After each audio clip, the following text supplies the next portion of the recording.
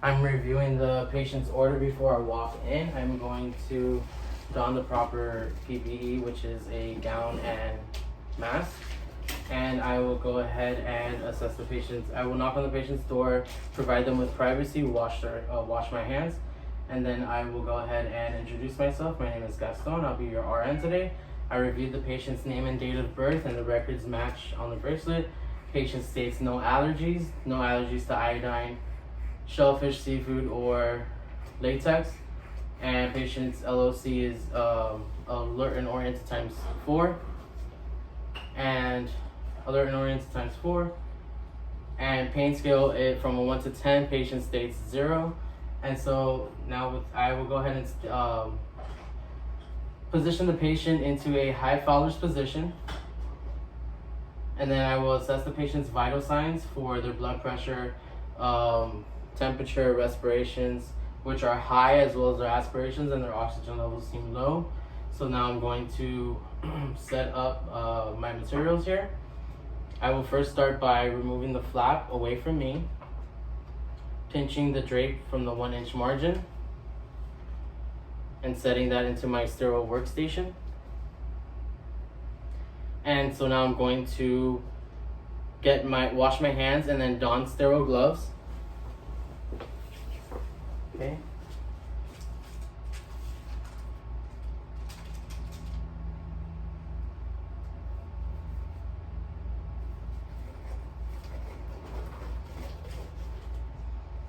Okay.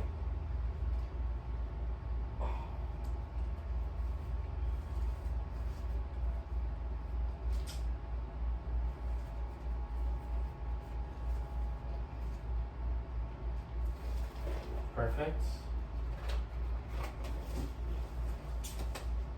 So the sterile gloves are on. So now I will make my way back into the sterile station here, where I'll go ahead and move my supplies onto the drape with the basin facing towards me with the 2 smaller chambers. I will have my sterile solution, and it is sterile, and the expiration date is within date. I'll leave that there uncapped, leave that there on top of the drape. And then I will remove the materials here. I have the 2 Q-tips that I will leave onto the right side of the basin, the 2 small chambers. I have the pipe cleaner that I'll leave on top of the drape. I have the brush that I will leave onto the left side of the chamber. I have my fenestrated gauze. I have my tie that I will later use. Place that there. And I have 2 gauze pads, 2 that I will leave inside the basin, 2 that I will leave outside. And then I will go ahead and pour the solution into the tray, into the basin on all chambers. Okay.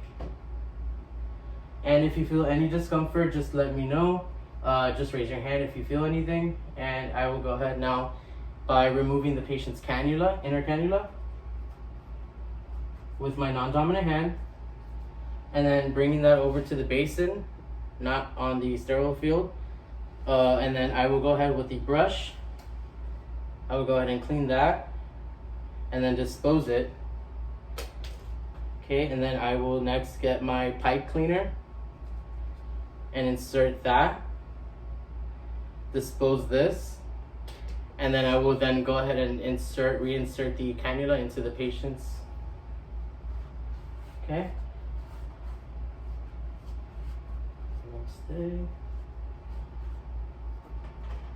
Perfect.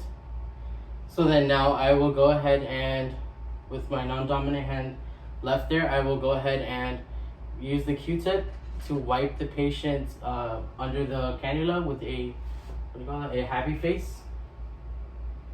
Dispose this. Use the next Q-tip in the basin to make a sad face over it. Okay, and then I will use a wet gauze pad, just 1, and I will make a happy face under the cannula.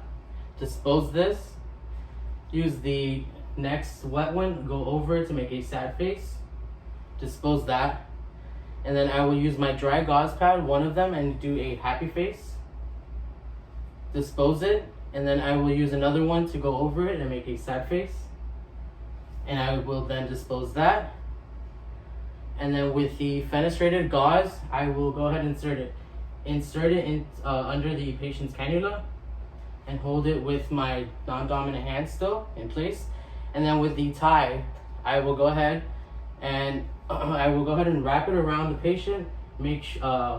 First, I will still leave the old one in place as I'm doing this. I'm going to make that it's a loose and easy knot, and that 1 to 2 fingers fit. I'm out of breath. 1 to 2 fingers fit in space.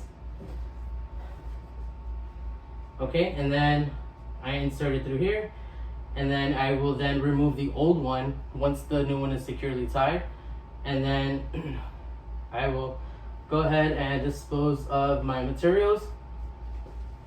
I will dispose my gloves, my sterile gloves.